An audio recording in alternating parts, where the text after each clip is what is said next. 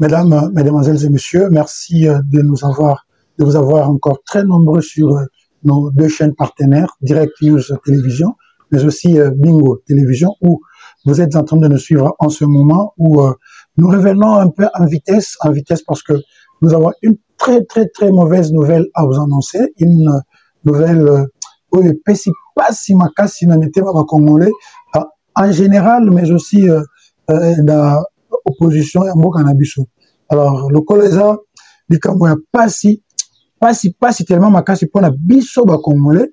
Je ne vais pas parler en termes de l'opposition, soit de la majorité. C'est une situation très délicate et grave qui est survenue ce matin dans notre pays, précisément ici à Kinshasa.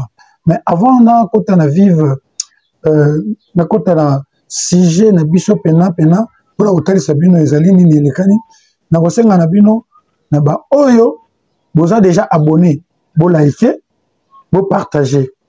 Na ba oyo bo s'abonner na nous te mais vous allez kolanda biso, bo s'abonner, bo liker, bo partager pe bo commenter émission na biso oyo na ye ko présenter bino ce matin avec vraiment beaucoup de regrets. Alors, je profite déjà de cette occasion pour présenter mes sincères condoléances, alors très sincères condoléances à la famille de l'illustre disparu, vous allez kobenga na kombo ya honorable Chéribin Okende, ex-ministre ya transport ya mboka na biso, oyo azwami na likama moko oyo le contour de cet assassinat laisse à désirer.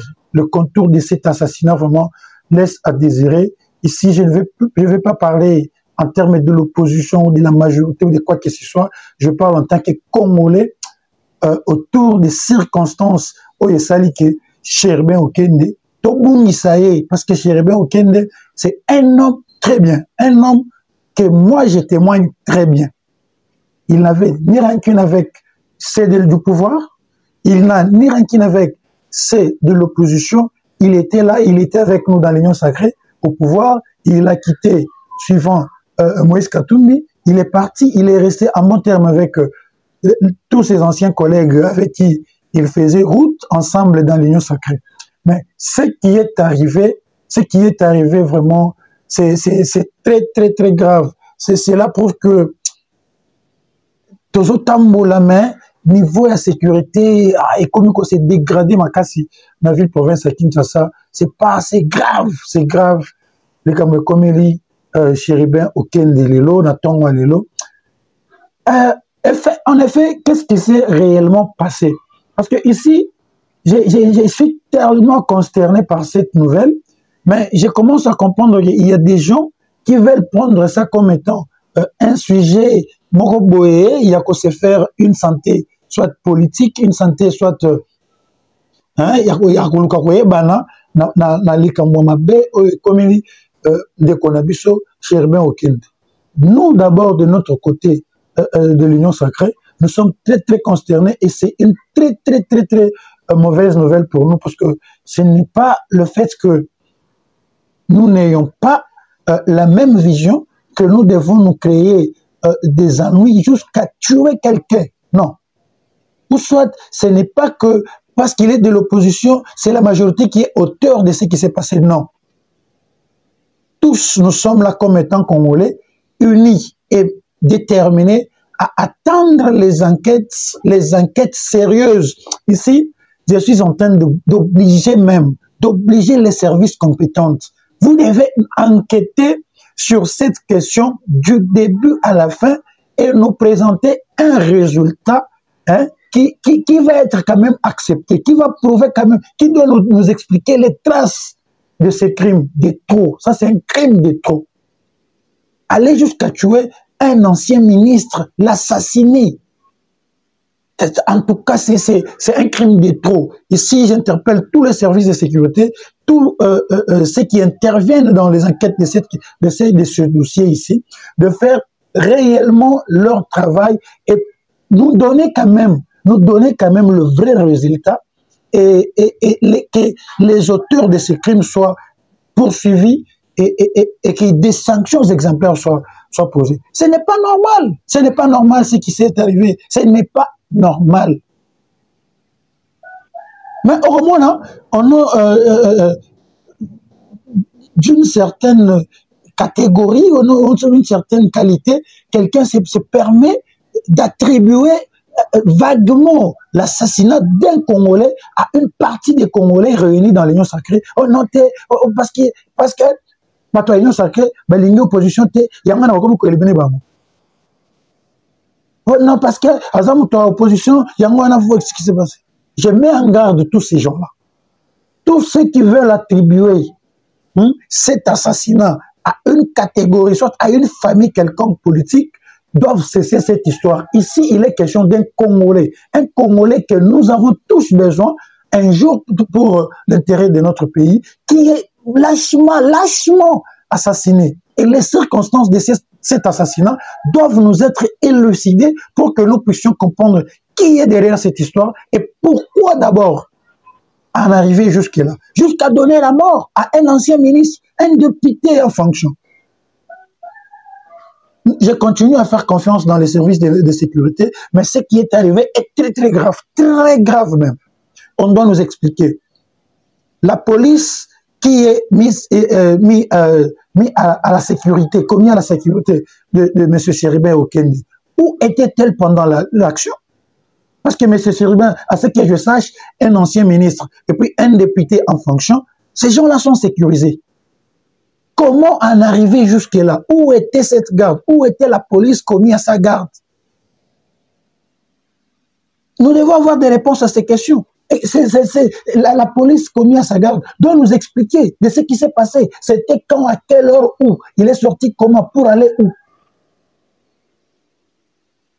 Ce n'est pas normal. Je déplore. Donc, dans la mouki na tongo na nouvelle oyo qui mouté mais ça n'a pas si moko place cette question ici, non, c'est de trop. C'est de trop. Ils sont fatigués.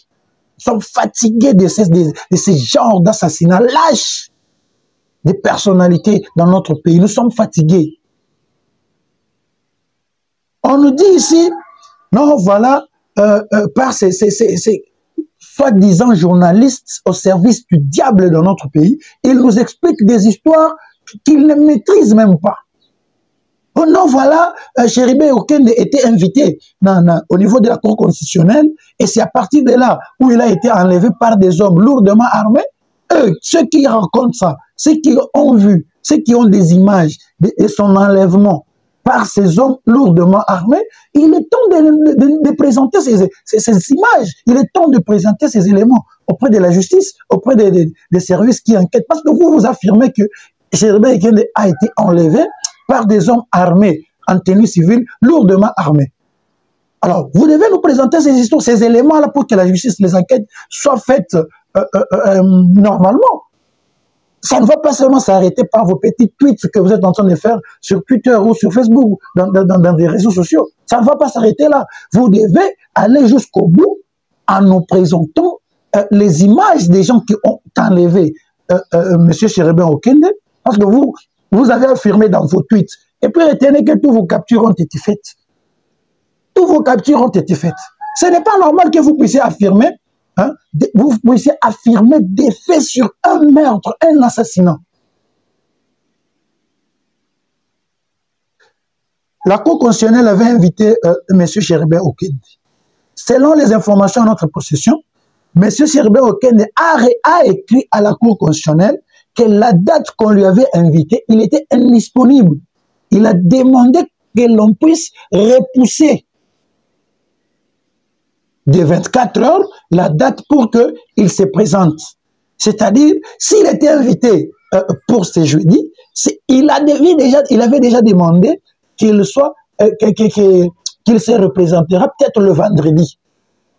Et on attendait le vendredi. Il est assassiné, le corps est retrouvé, c'est jeudi.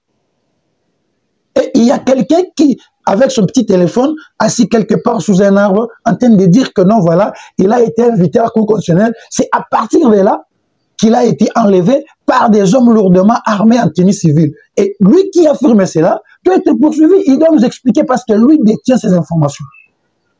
Pendant que les Congolais sont en train de pleurer l'un de l'autre, pendant que les Congolais sont bouleversés par la disparition de M. Chérubin Okende, vous nous apportez des analyses bêtes et bidons non fondées pour nous distraire davantage sur cette question. Ce n'est pas normal, ce n'est pas normal, ce n'est pas de cette façon que les choses doivent se passer. Ce n'est pas comme ça que nous allons continuer à traiter cette question dans notre pays. Il faut être sérieux dans ce genre d'histoire quand vous voulez donner des opinions dans une histoire que vous n'avez pas de détails, vous n'avez pas de preuves à démontrer noir sur blanc que non, voilà les gens. Parce que vous dites que non, il a été enlevé par des hommes lourdement armés. Vous devez nous montrer les images de ces gens-là. Peut-être à travers les images dont vous détenez, on peut poursuivre. Ça, c'est peut-être des pistes de solutions qui peuvent amener à des enquêtes sérieuses que nous exigeons. Parce que les enquêtes doivent être faites jusqu'à élucider. Nous avons les services de sécurité, nous avons les services intelligents qui doivent travailler lourdement pour que, en tout cas, ces assassins-là soient retrouvés. Et c'est faisable avec le niveau des renseignements de notre pays. C'est faisable. Question de donner les temps, on va donner les temps, on va mettre tout le moyen à leur disposition pour que ces gens-là travaillent et nous apportent tous les éléments possibles sur l'assassinat de M. Chérubin Okende. Et nous exigeons des enquêtes et des enquêtes sérieuses. Il faut que les enquêtes, dans tout le moyen possible, seront mises à la disposition de ces services pour nous amener des vraies informations sur cette question. C'est grave, mes chers compatriotes. C'est très, très grave.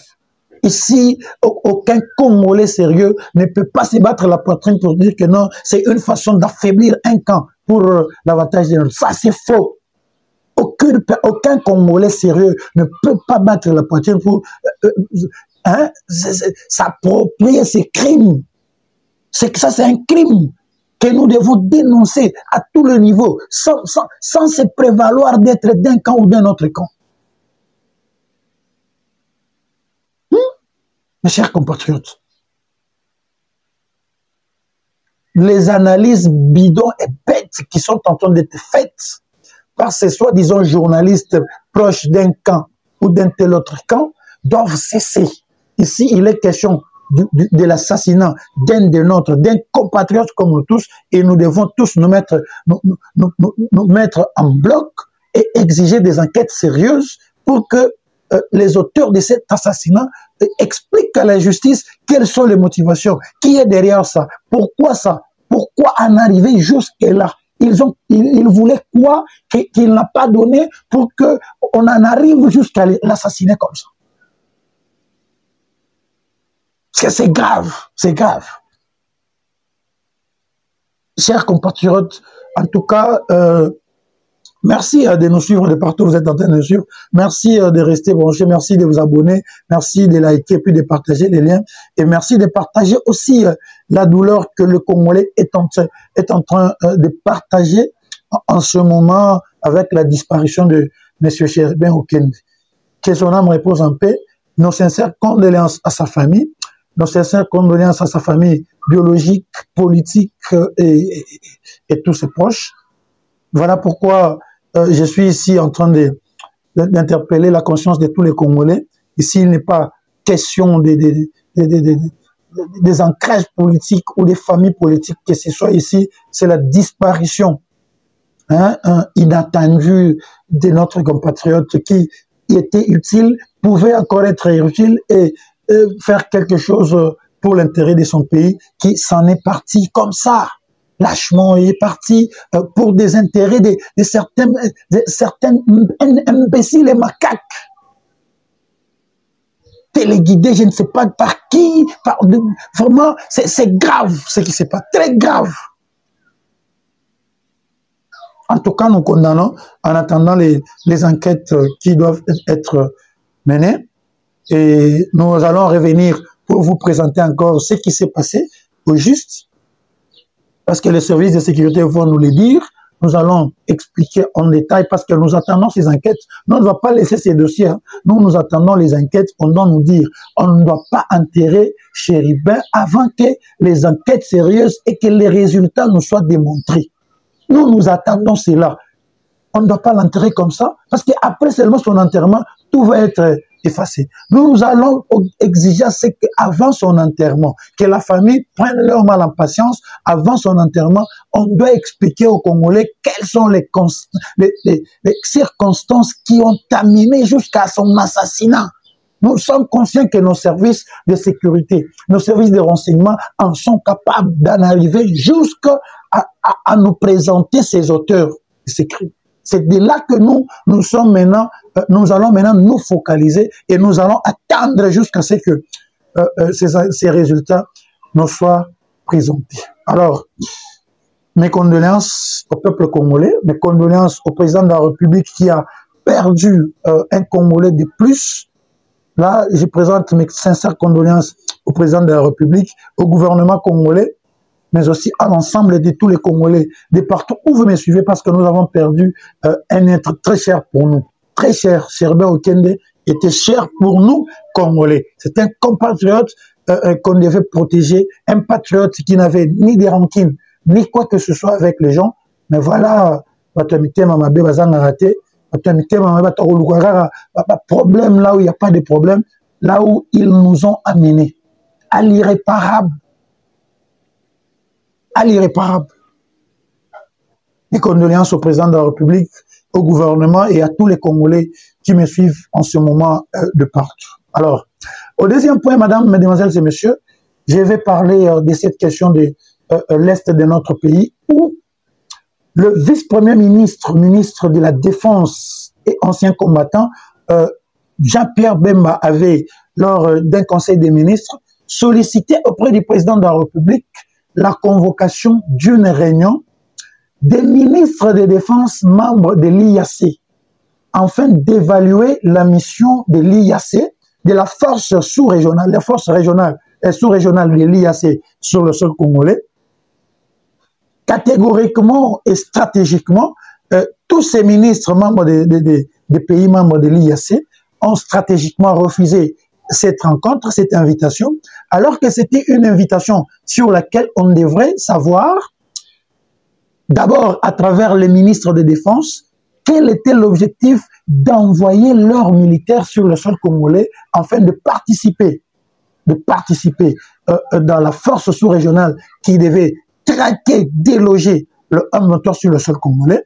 À partir de là, évaluer d'abord au niveau des ministères, puis revenir maintenant sur terrain, voir ce qui se passe sur terrain avec ces militaires dès qu'ils sont maintenant au front. Et le VPM de la Défense, en proposant cela, croyez que ces gens-là devaient venir, on devait parler et élucider quand même la mission de la force sous-régionale sur le sol congolais.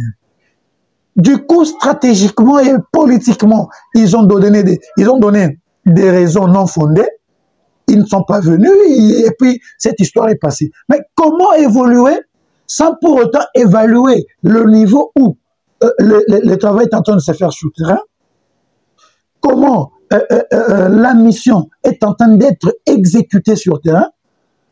Plus grave est que lorsque ces gens quittent leur pays pour se rendre en République démocratique du Congo, au fond, ils ont un langage différent de celui qu'ils utilisent dès qu'ils sont sur le sol commun. Je prends par l'exemple de la force du Kenya. Au Kenya, la force, en quittant là-bas, a promis que non, nous allons dans une mission offensive parce que les forces armées de la République démocratique du Congo, sur terrain, étaient déjà dans des opérations offensives contre le rebelle du M23. Et une fois dans les opérations offensives contre les forces obscures sur le sol congolais, on ne pouvait pas faire intervenir une autre force qui pouvait venir pour nous aider à maintenir la paix. On ne maintient pas la paix dans une zone où il y a la guerre. Dans une zone où il y a la guerre, on est à la recherche de la paix. Donc, on doit offenser l'ennemi pour que l'ennemi quitte et que la paix revienne. Ce n'est qu'après avoir rétabli la paix qu'on peut se dire non, voilà, nous sommes là pour maintenir la paix. Mais nous, dans la partie est de notre pays, il n'y a pas la paix, il y a la guerre. Et à cette guerre, voilà pourquoi le FARDC qui était déjà dans l'offensive, et avec la diplomatie du président Tshisekedi, on a cherché à ce que la force sous-régionale vienne accompagner les FARDC sous les opérations offensives contre l'ennemi. Et cette dernière, en quittant leur pays d'origine, ils annoncent qu'ils venaient pour accompagner notre armée, déjà sur terrain, à l'offensive, mais dès qu'ils sont là, on ne comprend pas, ils se perdent, on les voit en selfie avec l'ennemi, ils font du n'importe quoi sur terrain, et on se pose la question, sont-ils venus vraiment accompagner notre armée dans l'offensive? Et quelle est leur réponse? Ils nous répondent directement en nous disant que non, nous sommes ici, c'est pour le maintien de la paix. Alors qu'ils sont venus trouver le FARDC en pleine guerre contre le M23, et viennent nous montrer comment ils sont là pour maintenir la paix. La paix dont ils nous parlent, qu'ils sont venus maintenir, c'est de quelle paix? Et lorsqu'on cherche à évaluer leur action sur le terrain, leurs dirigeants tant soit peu se retirer dans ce débat. Voilà pourquoi le gouvernement congolais a décidé qu'il fallait que le facilitateur Uhuru Kenyatta vienne ici pour qu'il invite ces gens ainsi qu'on puisse évaluer l'exécution des résolutions prises par les chefs d'État lors des différents sommets initiés quant à ceux. Et lorsque Uhuru Kenyatta est arrivé, c'était en présence de la MONUSCO, en présence du gouvernement congolais représenté par le VPM de la Défense et du ministre de l'Intégration régionale, Moussa Nyamwisi, la partie M23, et puis tous les intervenants à ces assises. Et qu'est-ce qui ressort de ces assises? Il ressort de ces assises que, lorsqu'on veut parler du côté gouvernement, le gouvernement congolais dit avoir respecté tout ce qui a été entendu entre les chefs d'État dans différents sommets, Luanda, Nairobi, ainsi de suite. Le gouvernement congolais a respecté à la lettre. Il lui suffisait de respecter quoi? Un, mettre en place un programme de désarmement et de réintégration sociale. Le gouvernement congolais en a mis en place, il a disposé des moyens. Deux, il fallait prévoir un lieu de cantonnement de ces ennemis de la paix, de ces ennemis de Congolais, qui sont le M23, soutenus par le Rwanda. Le gouvernement congolais a disposé d'une place où il faut que ces gens-là se rendent pour leur cantonnement. Et à partir du cantonnement, ceux qui seront cantonnés et qui sont congolais bénéficieront du programme de désarmement et de réinsertion sociale, PDDR sans site. C'est-à-dire, vous êtes désarmés là-bas, vous êtes congolais, vous intégrez le programme, vous bénéficiez des formations qui vont vous aider à réintégrer la vie sociale et continuer la vie civile. Vous êtes étranger, on vous désarme et puis on vous renvoie dans votre pays. Du côté de la République démocratique du Congo, tout est respecté à la lettre. Mais du côté du M23 soutenu par le Rwanda, rien n'est respecté.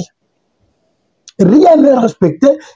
La réponse de l'autre côté, c'est que nous, on ne va pas dans les cantonnements. Nous devons parler directement avec le gouvernement de Kinshasa parce que nous devons parler directement négocier avec directement le gouvernement de Kinshasa parce que ce que nous sommes en train de faire ici doit être écouté directement que par le gouvernement de Kinshasa, pas en passant par toutes les assises initiées par les chefs d'État dans différentes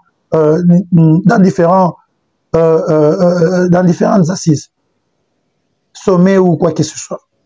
Et ici, cela signifie tout simplement que c'est un sabotage des différents sommets où les directives ont été prises par les différents chefs d'État afin de mettre en place ce mécanisme.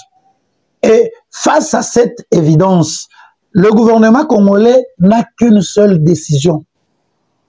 Vous vous rendez, c'est bon. Vous ne voulez pas vous rendre, eh bien nous allons utiliser la force, parce que la force doit rester à la loi.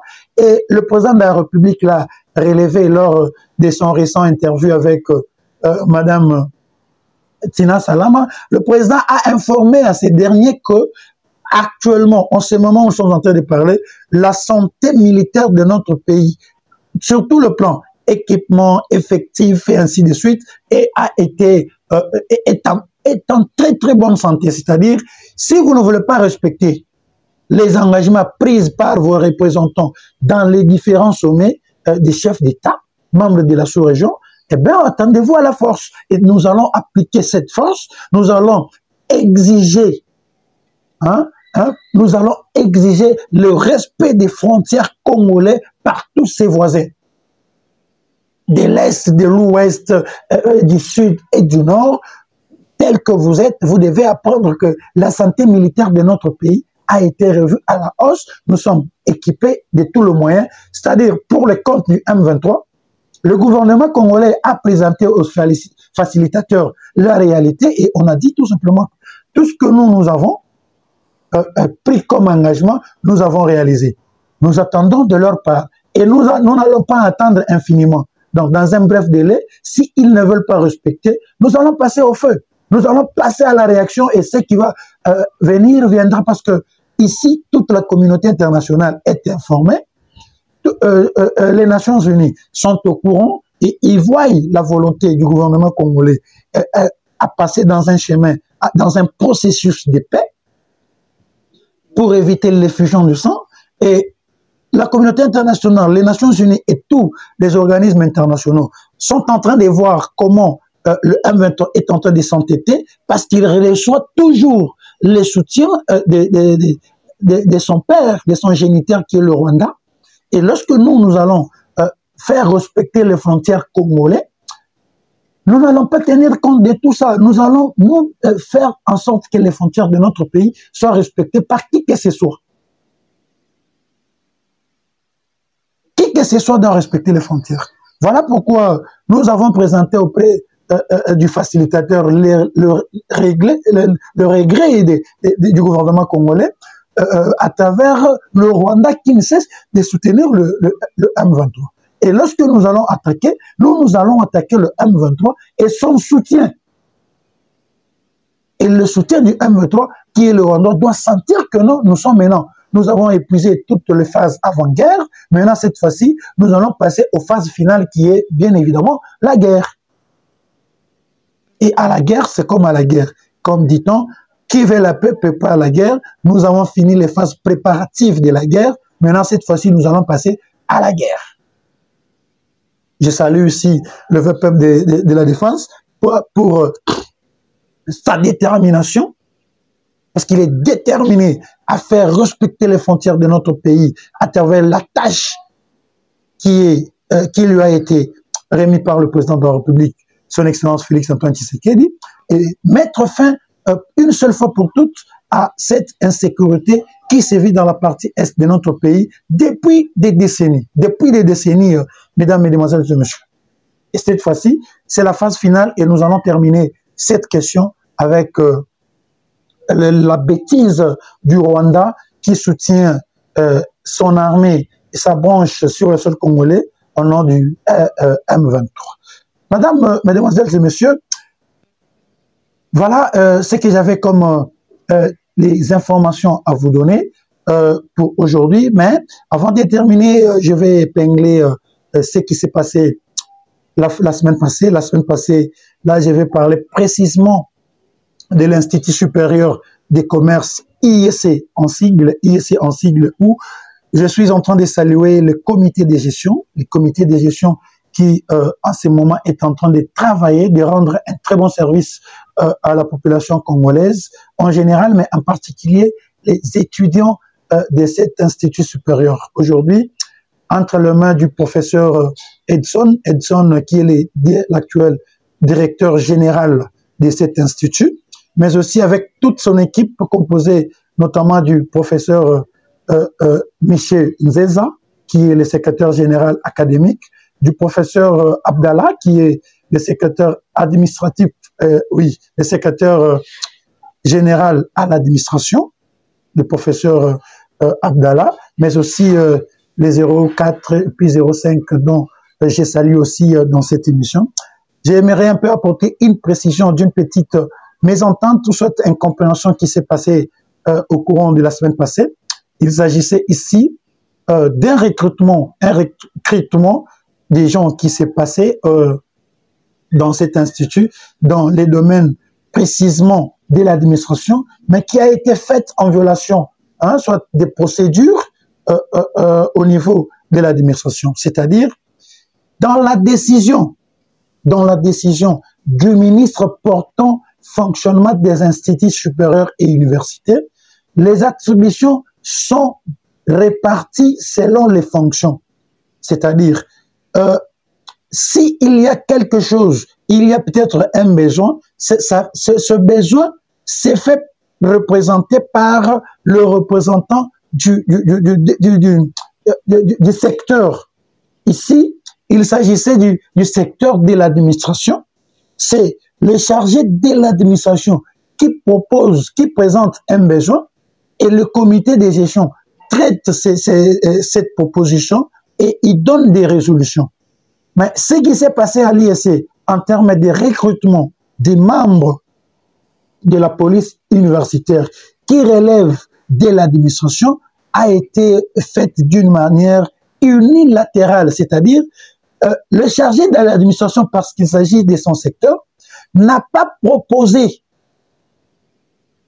qu'il y ait recrutement, cependant lui a été informé qu'il y a eu recrutement, ce qui est déjà un vice de procédure. Et à ce titre, le recrutement qui a été fait, comme ça n'a pas été fait sur sa proposition, parce que c'est lui qui doit présenter le besoin et le nombre de gens à recruter, s'est retrouvé informé d'avoir recruté autant de gens et quant à lui dans son secteur, n'avait pas besoin de ces gens-là et comment maintenant encadrer tous ces gens, le payer, le prendre en charge, ça lui a été maintenant une charge imposée. C'est normal qu'il ait y recouru. Ah non, voilà, cette histoire, je ne connais rien. Comme il s'agit de mon secteur, comme c'est conformément à la décision du ministre, c'est moi qui dois répondre à cette question, c'est moi qui dois recommencer cette histoire, parce que c'est moi qui dois présenter le besoin. Je n'ai présenté aucun besoin à des réunions, du comité de gestion. Maintenant, quand on m'a présenté des gens, non, comme ça, moi, je fais ceci. Je suspends d'abord ce qui a été fait, parce que je n'étais pas informé. Comme l'Institut a besoin, maintenant, je vais recommencer la procédure. Je vais d'abord voir c'est quoi le besoin de l'Institut. Je vais présenter le nombre, la quantité de gens à recruter, les critères des gens à recruter aux réunions du comité de gestion. Cela va être débattu là-bas. Le nombre des gens va être discuté. Et lorsque tout sera mis en place, nous allons maintenant recruter en bonne et due forme les gens que nous allons retenir. À partir de là, qu'est-ce qui s'est passé? Comme il y avait déjà des gens qui étaient recrutés, il fallait maintenant que ces gens-là rentrent d'abord à la maison. Comme ils avaient déjà fait certaines formations, lors du recrutement, on va puiser dans ces gens-là, on va retenir quelques-uns. L'avantage, c'est que, comme on a déjà sur place, quand on va la réunion ici, à présenter besoin, on va appeler ce qu'on va retenir, mais bien évidemment, ceux qui ne vont pas remplir les conditions qui seront mises en place pour cette fois-ci vont partir. Et à partir de là, les opérations vont continuer. C'est de cette façon que le professeur Abdallah a pris son temps pour expliquer aux gens qui étaient là comme étant les recrutés, que votre recrutement n'a pas respecté la procédure prévue dans la décision du ministre. Là, il n'y a pas un débat à faire. Il n'y a même pas quoi que ce soit à créer. Donc, chers amis, il n'y a même pas à vous indigner ou à faire quoi que ce soit, mais sinon, prenez votre mal en patience. Le professeur Abdallah était clair quand il a expliqué. Voilà pourquoi je tenais aussi à vous le réexpliquer ici. Donc, prenez votre mal en patience, restez en attente. On va appeler, selon ce qu'il a dit, après les réunions du comité de gestion qui vont être tenues, on va vous appeler, on va vous expliquer, et puis vous allez comprendre, on va retenir ceux qui vont remplir bien évidemment les conditions d'être retenus, et puis ceux qui ne vont pas remplir ces conditions vont partir carrément, et c'est clair là-dessus. Madame, mesdemoiselles et messieurs, c'est par ici que je mets fin à cette émission que j'ai tenu à vous présenter au cours de cette journée, avec beaucoup de tristesse, beaucoup de regrets et la profonde douleur de la disparition de notre compatriote chérubin Okende. Encore une fois, sincères condoléances à sa famille biologique, politique et aussi à tous les Congolais, en commençant par le président de la République qui a perdu un être très, très, très important, très cher pour son pays. Madame, mesdemoiselles et messieurs, restez branchés sur nos deux chaînes partenaires Direct News Télévision, Bingo Télévision. Surtout, n'oubliez pas de vous abonner massivement.